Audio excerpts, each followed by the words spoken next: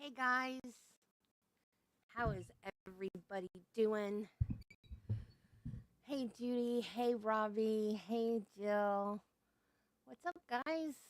Okay, this is a trial we're going to cover. Um, this is Sheriff Mickey Stines'. We didn't desert you.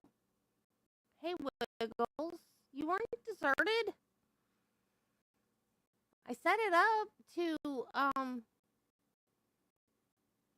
send you over here. Um, this is Sheriff Shawn Mickey Stines. Dry erase markers can get permanent marker off things. I didn't know that. That's cool. Okay, so he shot Judge Kevin. Forgot his name. It's on the thumbnail. I forgot his name. Anyways, this is in Kentucky. There's lots of rumors and stories surrounding why it happened. This is a motions hearing. I don't know when the trial is set to start. And the chat in Court TV is saying the sound is really bad, so I have no control over that. I apologize if that is the case, but we are going to try.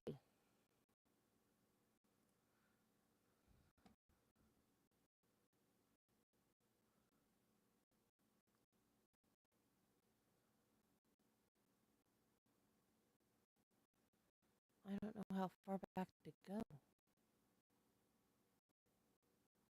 I don't know if this is just people sitting in the courtroom waiting for what's going on.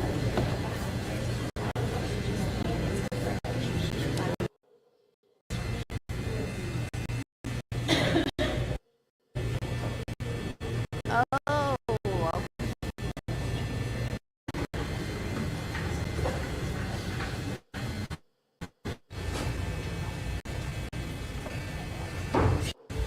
some background noise.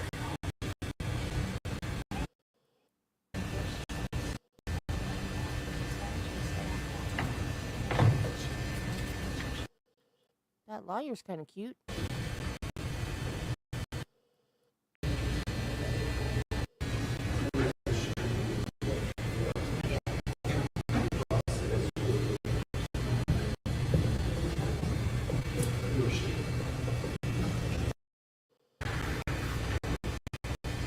That is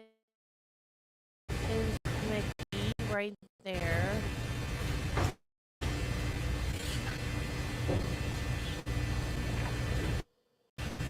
And if half of the rumors are true, did it? I don't know if I'm going to go completely free or not, because yeah, he killed the man.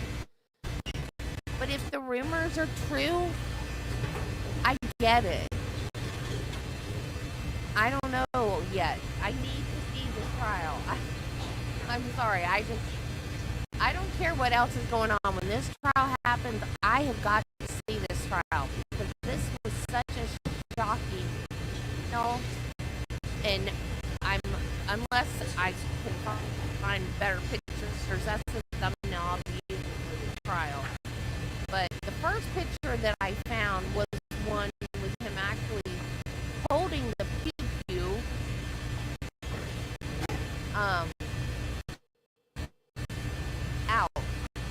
out towards the judge. Nope, but that would get me thrown off YouTube. So I use that one. But I need to know. I want to know why this happened. And if these rumors are true. This is 24 CL 204. Alabama, Kentucky versus Shawn. My name is Chris Ford. I'm the special judge in this matter. I will identify themselves and everyone counts the Jack, I still have color paper. Brings it out on behalf of the county.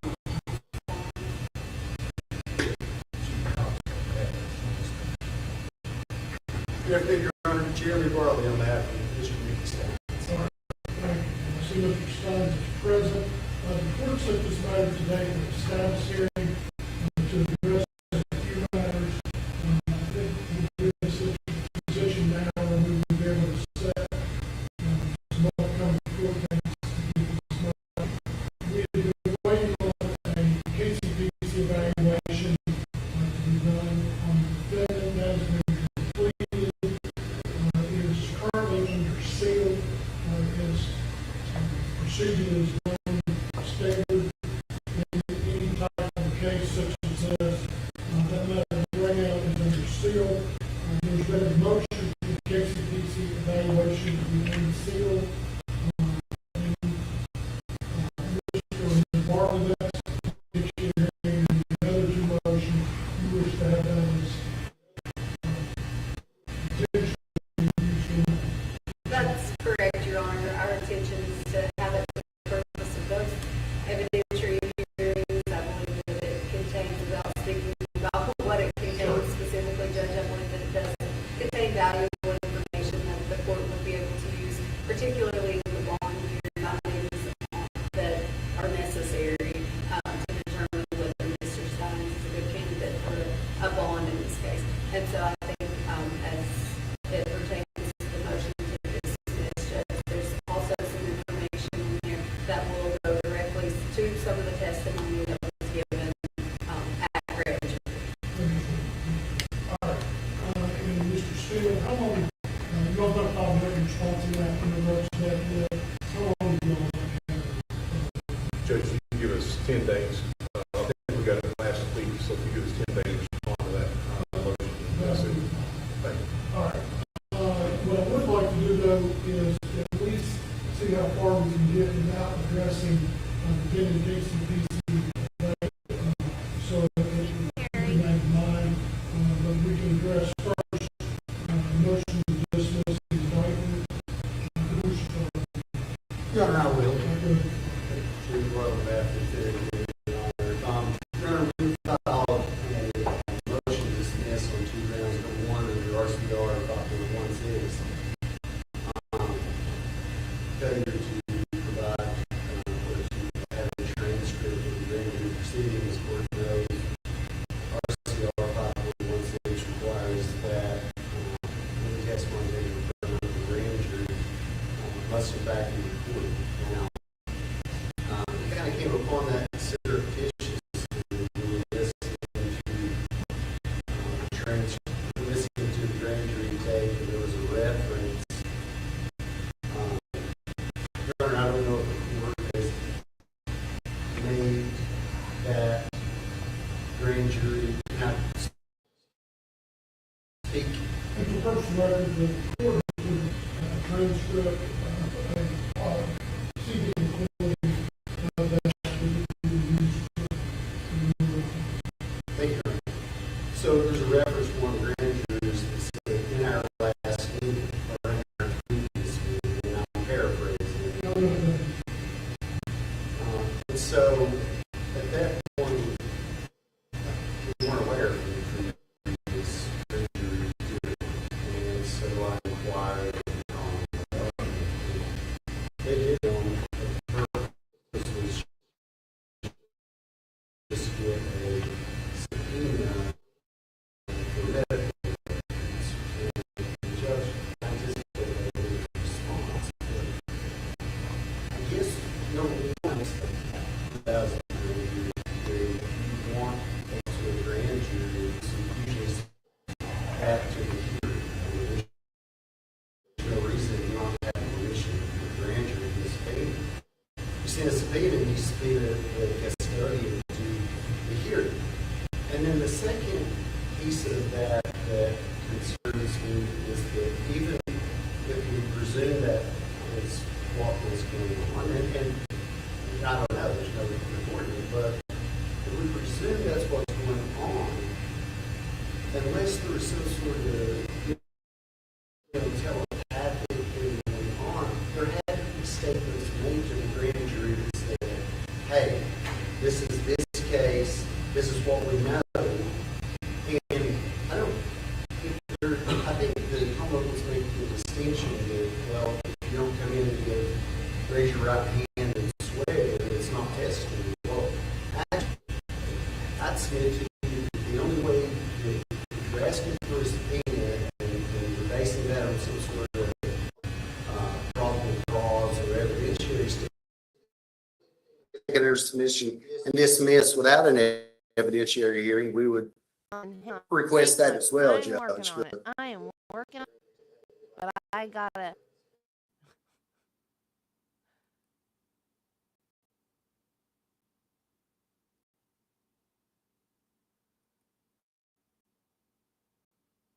What in the world?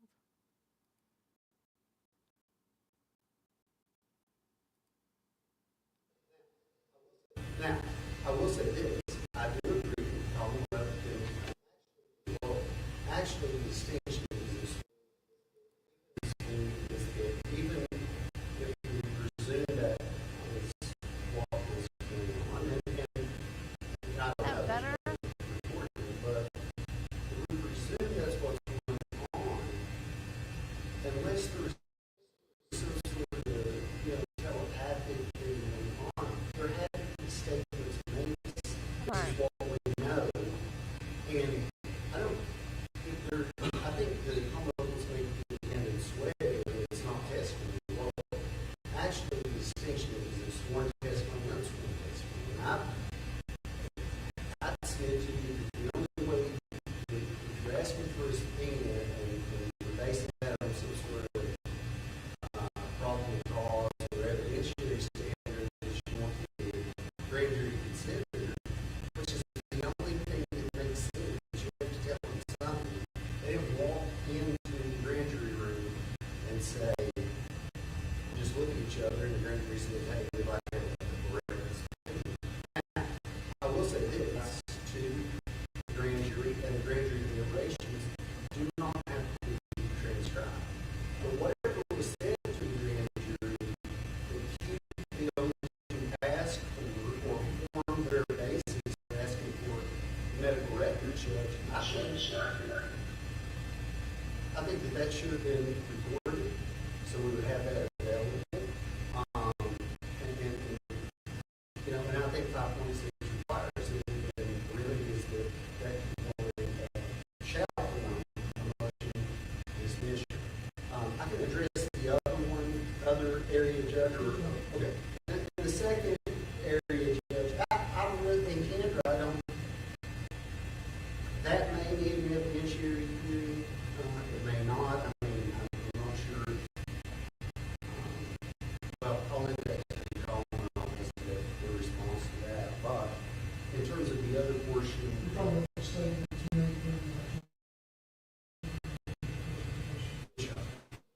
during the second portion of my based upon conduct behavior and Mr. Cox actually handled Mr. Baker in that case. We all know it in the prosecutor's interviews, the aluminum bag.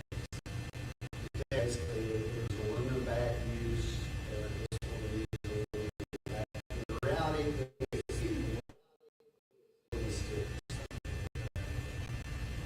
and in that case, following conviction and appeal based upon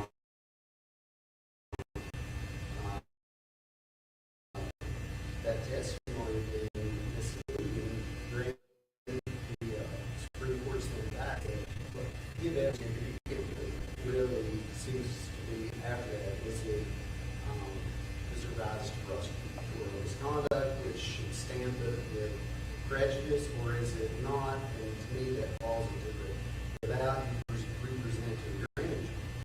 And so when I look at the grand jury transcript, Judge, again, without getting into the case of the peace report, one of the really things that one of the big things that bothered nearly half the time asking questions, and a large portion of those questions concern mental health issues. And the last question before the grand jury retires from deliberation was, so he was in the same mind as far as the investigation is young. That's probably not an appropriate thing for Mr. Stanford, Detective Stanford, to be opinion on, but the rules of evidence, I get it. I mean, if there's an evidentiary issue, that's not what we're talking about. But here's the thing. If you're going to let a detective testify about sanity and render an opinion, that grand jury takes that to heart. He's seen all these facts, and I submit to the board, but I'll say this. You're hard pressed to find much in the way of the investigation that would support the adverse. And so, this is what I believe. I believe that had they not been told by... It's very real. What the heck? And you know, I can think of one witness, an attorney, who specifically said, we think, Well, at I least think they he's had a looked up. psychotic break. And so to say that your investigation so far has shown us in the same mind, yes. I think, and then, Your Honor, there are Hi, additional Martha. items that I think are also of concern. There's a question. You cited those in your. I cited those, Judge, and those are additional items. And if the board doesn't want me to go about each instance, I'll just say that is the sort of thing that I think we need to know from Detective Stamper. If you knew these things, it's reckless at best. And I don't know. We need a hearing to find out, Judge, what I'm asking. Unless the court wants to certainly take it under submission and dismiss without an evidentiary hearing, we would request that as well, Judge. But if not, They got the sound and now the picture's blurry. the way to ask me to put on. Sorry, Thanks, sir. Ms. Dahl. Thank you, Your Honor. Acted in compliance with the rules of criminal procedure here, the rules specifically that were cited by the defense counsel. And we would ask that the court to dismiss the motion, to deny the motion to dismiss the indictment as it's wholly without merit.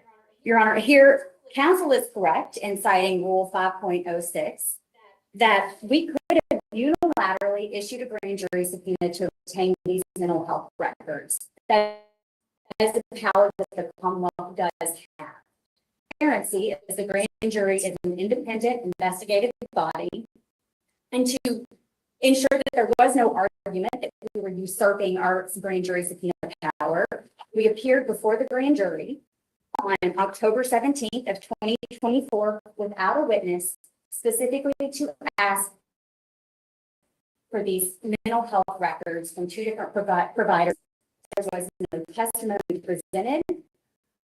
Counsel again is correct that pursuant to Rule 5.16, had testimony presented at that time, it should have been recorded and would have been required to be recorded. Who appeared from the Commonwealth when that request was made? Myself and Mr. Steele. Okay. Only the special prosecutors were present. No witnesses appeared on behalf of the Commonwealth. It requires testimony in order for there to be a requirement for reporting. And there was no testimony presented this time. And I think that is apparent. The court now has a copy of the actual recording of the grand jury proceeding. Okay. Testimony was presented. And I believe a review of that testimony, some of which is referenced in the Commonwealth response that has been filed, will show, based upon the questions that were lodged by the grand jurors, the only thing that was requested at that time were the grand jury subpoenas for those medical records. I think that's reflected in the context of the recording of the grand jury presentation. And as an officer of the court, are you representing that was the only request made? Yes, There Your Honor. was no peripheral commentary or anything about No, that? Your Honor. Just Just specifically request for those grand jury records, for the mental health records pertaining to the defendant, one from ARH and one for Leslie County Detention Center. still. Just a point of clarification, following your question, as you can imagine, nobody in the grand jury, when we went in and we said, we're Records wouldn't have in medical this case. records though, and that's what it was, right? whatever. Yes, we're here just so we can get a grand jury subpoena for mental health records.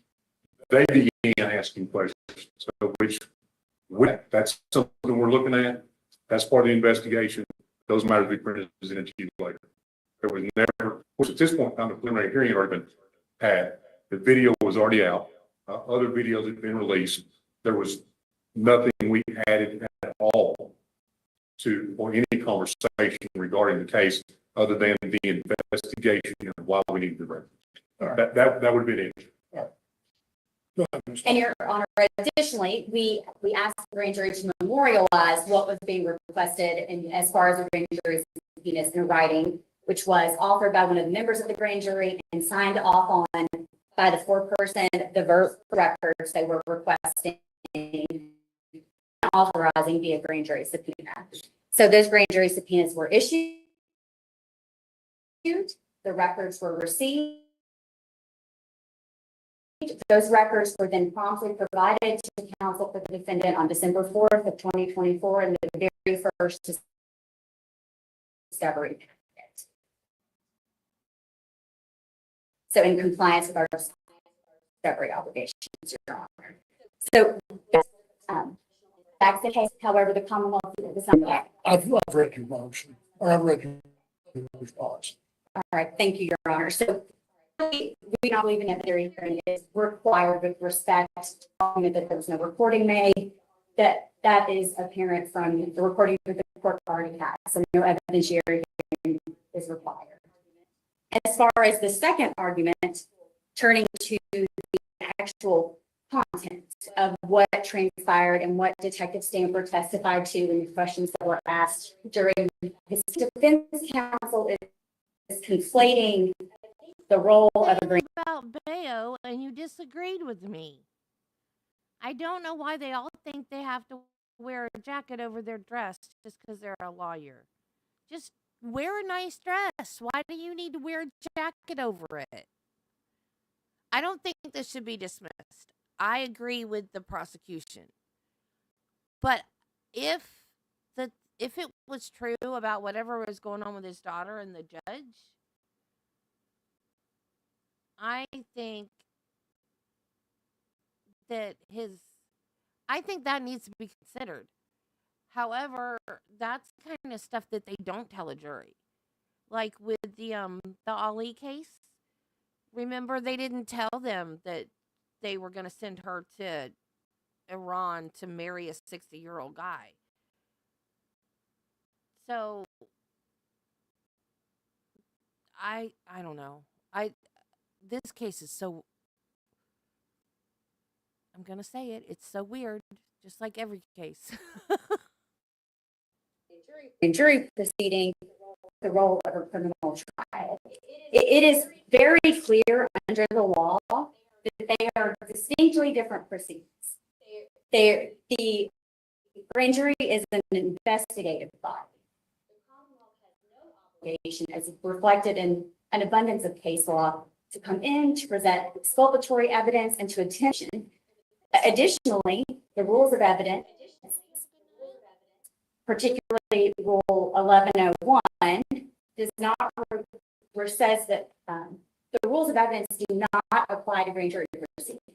So, hearsay, opinion testimony, the right to remain silent, all of those things are not required to be adhered to at a grand jury trial. It's not tenable. The reason the grand jury proceeding. And so I believe counsel's arguments are confusing the two, the purposes of the two. You know, hearsay is presented routinely at grand jury. Opinion testimony, such as Detective Stanford's testimony, and they are permitted under the law. You would agree that you can't be intentionally misleading. Absolutely, Your Honor. Certainly. And, Your Honor, the Commonwealth is of the position that an evidentiary hearing is not required. Everything that transpired when testimony was presented to the grand jury in November is captured on that grand jury recording. The Commonwealth cannot conceive of a reason to hold witnesses in to talk about what transpired because it's on that recording. And so we do not believe that an evidentiary hearing is reported. Or is required, sorry, Your Honor. So, Your Honor, again, the court has that grand jury reporting. We would ask that it be filed under seal as it was a grand jury proceeding entirely without any necessity of an evidentiary. And we would rely on our pleadings submitted as well, Your Honor. Thank you. Your Honor, may I just briefly reply, Your Honor? Briefly, yes. Yeah, Judge, so I mean, I haven't heard anything. I said from the beginning, Judge. I understand. We're talking about the rules of evidence. The reason I cited to the issues where there were things that normally wouldn't come in is because there were instances throughout the grand jury shut down. I was contrasting. That's not unusual, Mr. Pollard. Oh, I get that, Judge. But my point is this, if you put that into context with what they let testify, then I think ultimately, Judge, if you put on that evidence, will show you that this grand jury was misled. I mean, the statement, rendering an opinion on saying it is completely, in terms of, I get you don't have to be an expert, Judge, but if you say it, you can't mislead. And then, so I'm not asking the court to look at whether things should be admissible or not. I'm not at all. My point is that the grand jury isn't investigating what they hear if the grand jury is asking for additional stuff. So in other words, if they ask a question and it's germane, I'm not talking about relevance, but if it's germane, it's their grand jury.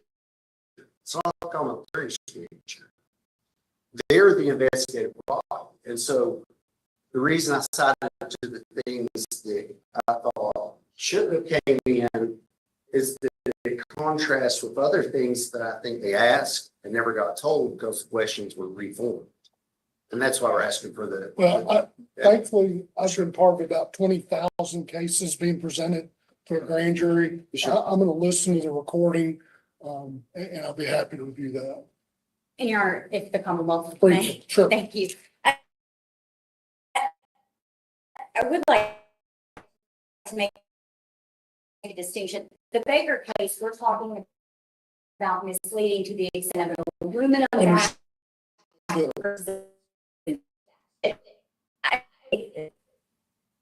There's nothing even alleged in the pleading, even if you have everything in the state of the defendant at the time of the offense. That wasn't even an issue at the juncture of grand jury. That hasn't been raised since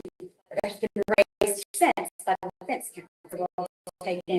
We would ask that you deny their motion to dismiss in its entirety. Understood. All right, and I will get an order out on that. One, if I need to hold an evidentiary hearing in it, if not, I will on it appropriately and distribute that. After review, I've got the CDMS, Madam Clerk, place that under seal with the conclusion of the hearing. I am reviewing the pleadings. Yes, sure. All right. Next, in regards to the bond hearing. Yes, Your Honor. Baldwin. Again, Carrie Bartley for Shawn, Stines, Judge. And we filed our motion for the court to, and it's been back quite a ways now that we filed that, but we did ask the court to kind of hold Which is off not abnormal. I know we've had some procedural things and evaluations. So the evidentiary hearing until after we received that report back. Judge, I think by pursuant to criminal rule 440, I believe it is, we're entitled to an evidentiary hearing. I think it's going to be necessary for us to bring witnesses. We have some witnesses lined up. And I think it would be necessary for the court to hear that evidence and make its findings on whether there are several factors by statute that the court has to consider when determining whether the Commonwealth will argue the district Stines is not entitled to bond because of the way that this case is charged. Okay, so in that situation, Judge, they're going to have to put on proof. What they argue, and I don't know, I'm just anticipating, but it is their burden if they're trying to preclude him from bond at all to put on proof that guilt is evident or the proof is essentially, there's great evidence of the proof, right? And so I can anticipate what this argument is going to be.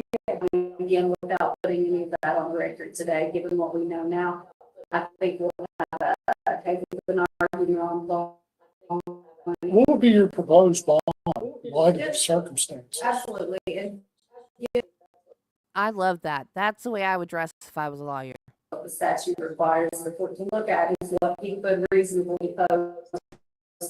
We would Public propose, safety is a factor also. absolutely, there are several factors, Judge. I just think that in terms of what the amount would be, the court has to look at what he could reasonably post if he is in fact entitled to a bond. So our proposal, Judge, would be 50,000 the court would require, and the court could set a host of non-financial conditions, as you well know. However, I think that given Mr. Stines, and again, without waiving, I would ask the court to take There is no one in the witness stand. Quit showing the empty look at witness stand. the fact that he is, the lowest possible risk level that one human can be, in terms. I'm gonna stop it for a second. Pretrial risk assessment, with all candor to all parties, is something that, as a prosecutor, now as a judge, I don't have the utmost faith in. I understand, Your Honor, but it has to be some other evidence that the Commonwealth put on. He would be a flight risk, that he would not return to court, that he would be a danger to himself and the community. And again, I think that's why it's important.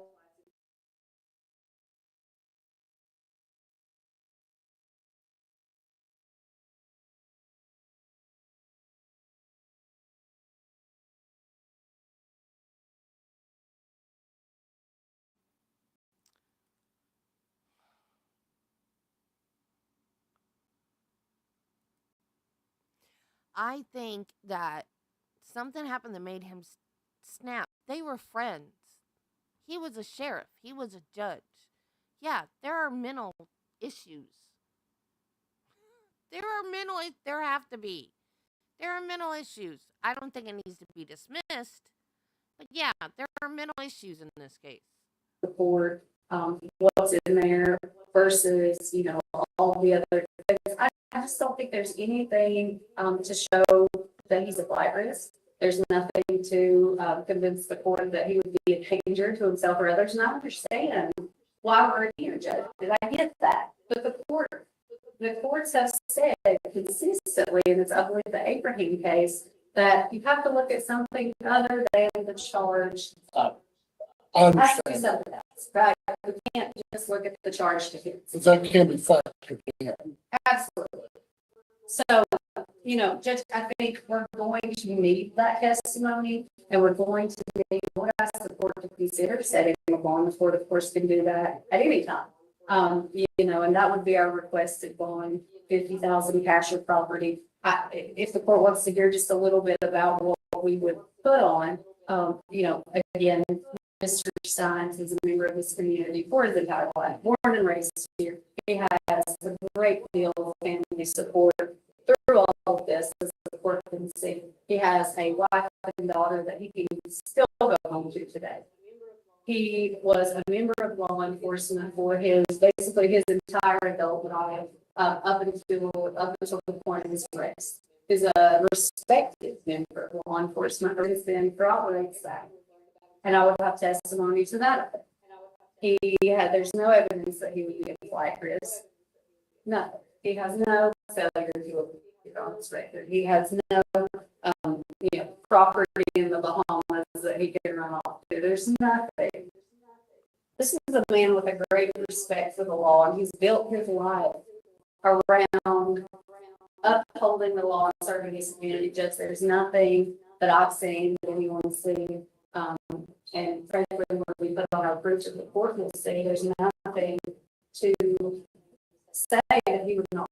There's nothing to say that everything that's pretrial services report respectfully to the court is not correct. That he's a low 0-0 risk, Judge, because this is a man who, again, there's, with all due respect to the court and to everything that, for the reason why we're here, the court does have to look at something other than the offense charge. I know it's a good one. I understand that, but you would have to, this is not a whodunit. I mean, the actions are very, evident. What the end result of that is, that's the purpose of the case is we're proceeding. So, all right, I understand your argument.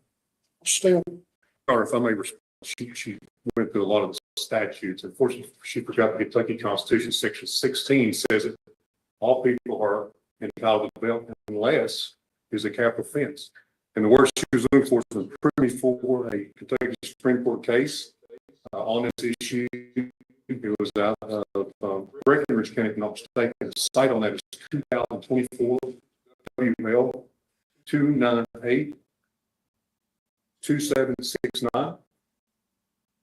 That is a case in which, much like we are sitting here today, the defendant was charged with capital offenses. The Commonwealth had made a statement on the record they were not seeking death in that case. That statement made at that point in time, the judge set upon over the Commonwealth's objection. The Commonwealth then filed an appeal on that issue. Supreme Court, what he did in the community, what he did is irrelevant. The only thing that's relevant is in fact the charges themselves. The Supreme Court said, if you are charged with a capital offense, you are not the bail. And they overturned a circuit judge and sent it back to no bail. So there's a case already up there the Supreme Court issued last year. I gave the citation for it. And the case number on that is, or the case. They can put I knew what you meant. They can put a GPS tether on him. I would be more worried about his safety than other people's safeties at this point. They can put a GPS tether on him and let him out on bail. And Judge, there's enough in the record already. You can take judicial notice. That's why they come up and introduce the video to the preliminary hearing. It's very clear what happens in the preliminary hearing. They were counsel with the record at this time, so there's not an issue. They did cross-examination of that. The record is very clear. The video is very clear. And Mr. Stein, in fact, is live. Even under the case law, the Constitution, he is not entitled to bail.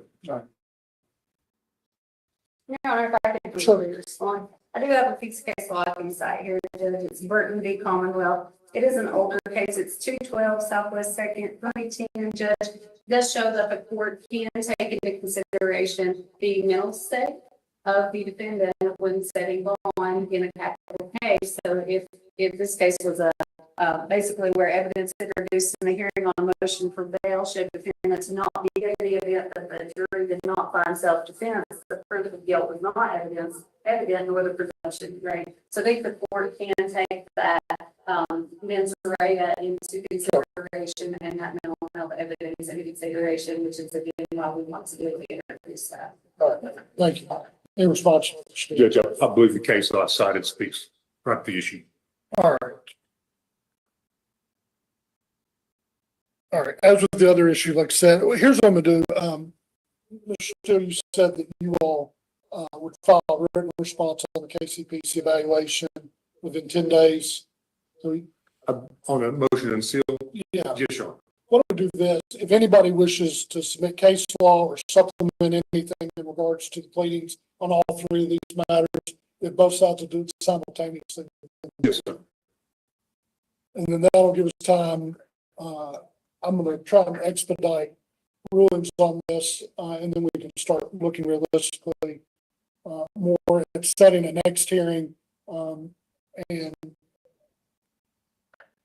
I think once we get these initial matters addressed, we can then start realistically looking at potential trial date Yes, sure. for all parties. So, One thing, Judge, Sure. can we do 10 days from Monday since today's kind of shot? It's 10 days weekend. from, why don't we do this? 2 weeks from today. Yes, Your Honor. That work? Yes, Your Honor. Or you want the weekend and have one more Monday? I'd Mostly rather, your motions. I'd rather under promise and over deliver, Your Honor. All right, why don't we do this?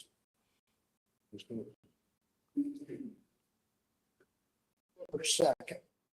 Yes, Your Honor. That should give everybody plenty of time. Thank you, sir. All right, and then after I get those pleadings, I will notify the parties and we'll get a more realistic timeline on when we'll set the next hearing. Other than these three matters, I know we have one matter that we'll have to address ex parte that we'll talk about in just a minute. And for purposes of record, the Commonwealth, you've been given notice that they filed for an ex parte hearing in regards to funding. Yes, sir. And you're aware that the court will address that at the conclusion. Absolutely, Judge. And just to make the parties aware of the talk of some chambers, we are looking for an expert on this issue. And Sure. and there's plenty chance we have to go through depending on what those come back as for an expert also. So we made the council aware of that also. All right. Thank you, Mr. Steele. Anything else we need to address today before we adjourn before the ex parte hearing? But Under rules, we're about ready to have an ex parte hearing in regards to one matter. I'm going to be in recess for about 5 minutes. Just give time for the courtroom to be clear.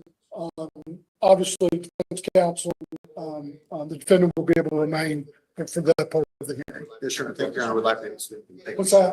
Yes, Your Honor. We wanted to talk to him for just a minute. Yeah, absolutely. Take care. All right. Thank you.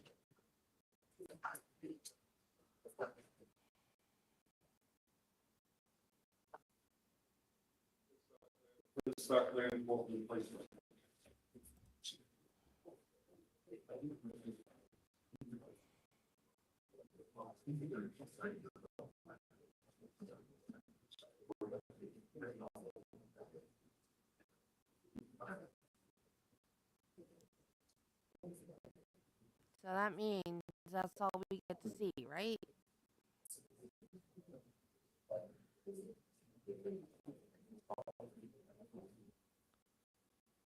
Or does it? I don't know.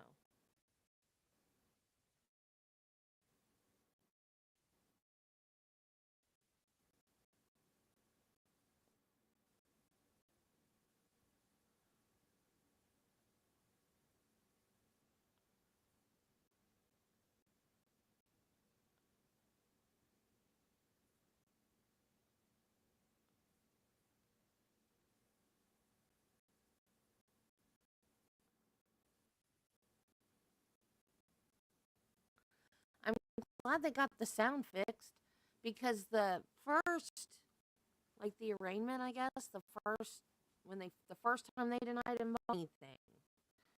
And I just remember thinking, if this keeps up, we're not going to be able to watch this trial because we won't be able to hear anything. And then this one started, and I was like, oh, great. They didn't fix the sound. But the last half was beautiful.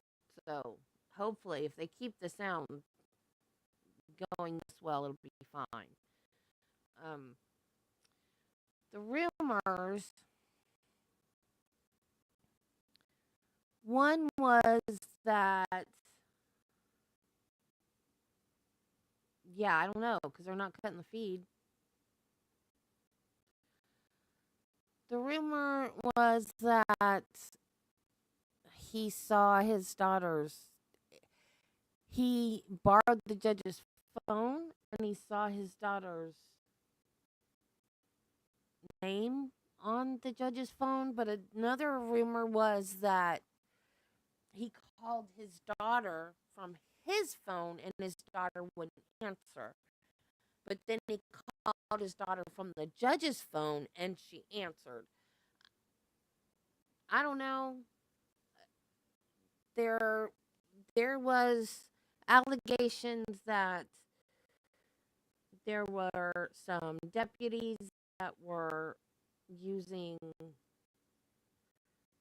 sex with some women to allow them to get like GPS tethers instead of getting jail time. And I think the sheriff, Mickey Stines, I think he was part of a civil suit. It's all allegations and rumors, and I think there is an actual civil suit. I don't know a lot of the details, but all of this has to do with why this happened. And I'm sure all of it's going to come out. if something was going on with his daughter and that judge, and he found out about it and snapped, I get it. Not that I'm justifying it. He should have gone to, I mean, he's the police, but he should have gone to whoever he needed to go to. Oh, I hadn't heard that one, Judy.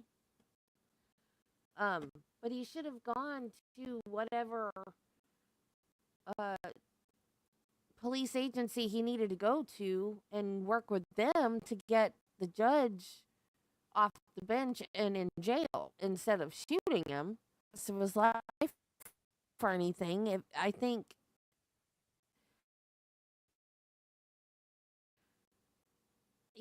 it's kind of like, people that disagree with me about them and abused. So I don't think they should still be in prison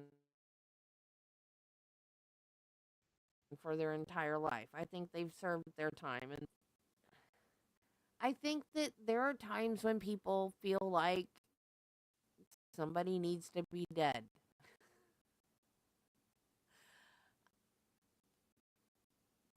And they snap and they just, even if they, and at times it's planned, but if they feel like that's their only way out,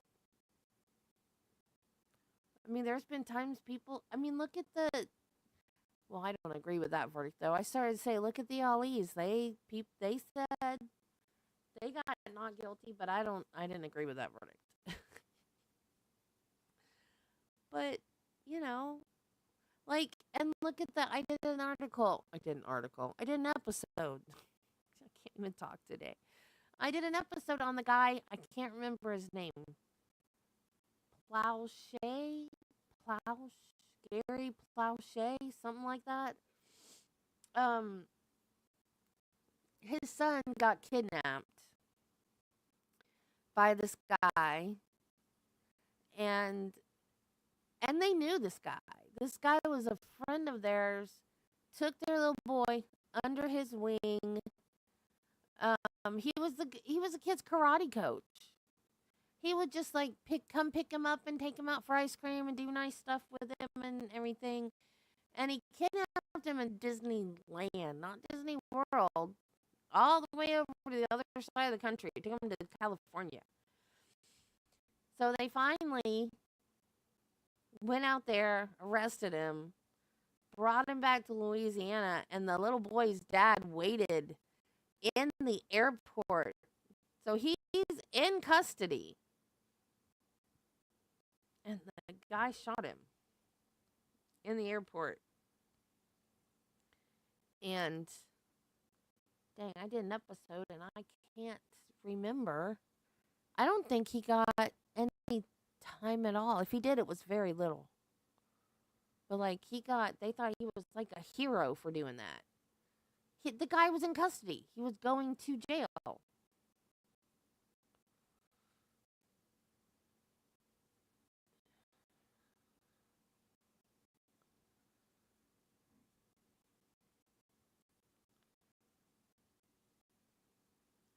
Yeah, this is, and okay. All right. I guess it's done then. But yeah, like they were friends.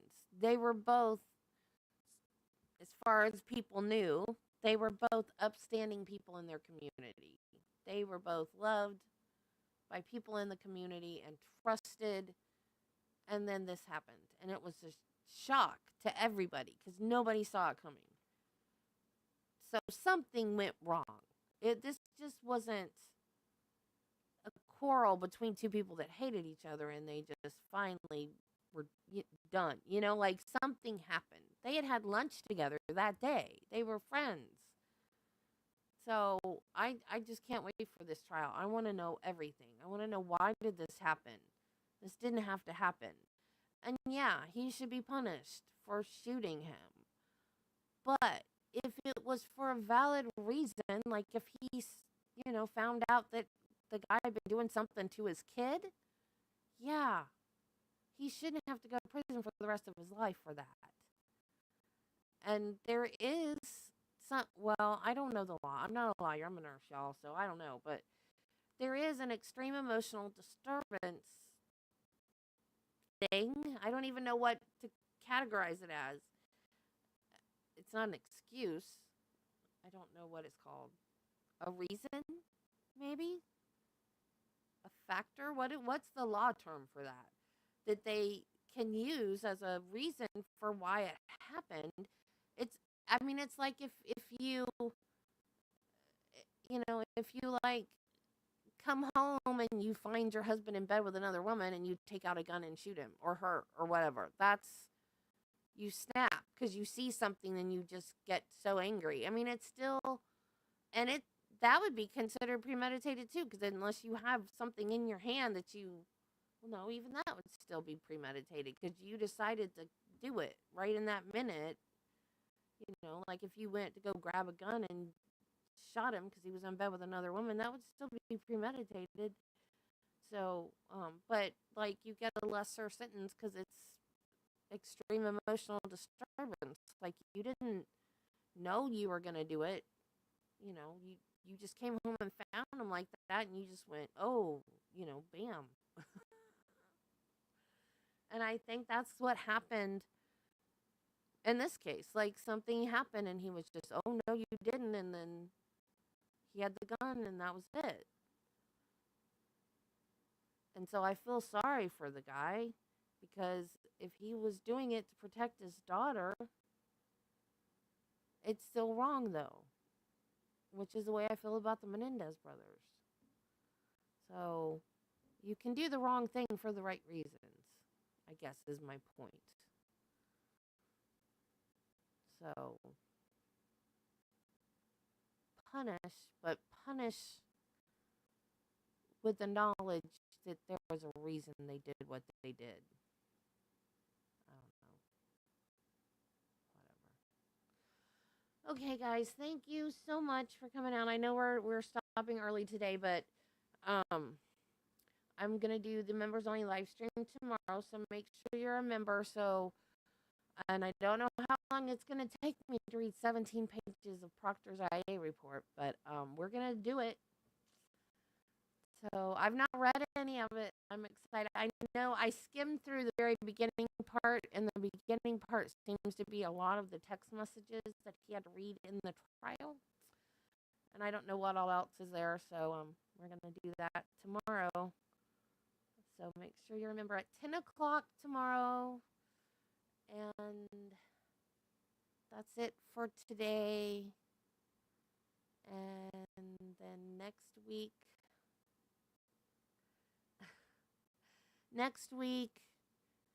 Monday, we'll finish up Phil Spector. Donna Adelson is supposed to start on the 22nd, which is Friday. It might start Thursday if they get jury selection done in time, but I don't know. Sunday, I'm going to Mickey's Not So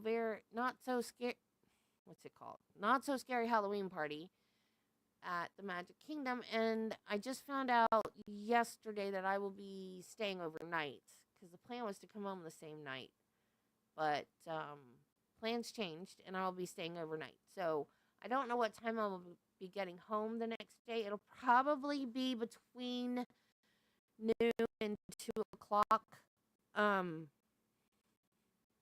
Maybe a little later, maybe a little earlier, I'm not sure. So we will be playing catch up that Monday, but we'll get caught up. We always do. It'll be fine. So beginning of next week, we'll probably just I know there was a Donald Adelson hearing that we missed. I'm going to try to put together a little catch up thing. That might or might not happen. You guys know me. You know my good intentions. Like I said, I'm like Alice in Wonderland. I have good intentions, but it doesn't mean it's going to happen. So I'm going to try. If not, we'll just make sure we've seen the hearings that we've missed. So, but I will see you guys tomorrow at 10 o'clock. Like I said, membership's only 99 cents. So make sure you're a member, and I will see you tomorrow at 10. Be kind to people, love your family, and Jesus loves you, and so do I. Have a wonderful, wonderful afternoon and evening and weekend if I don't see you tomorrow. If you can't show up for the live stream, you can always catch it on replay. I love my replay crew and my lurkers and my crazy chatters. Bye, guys.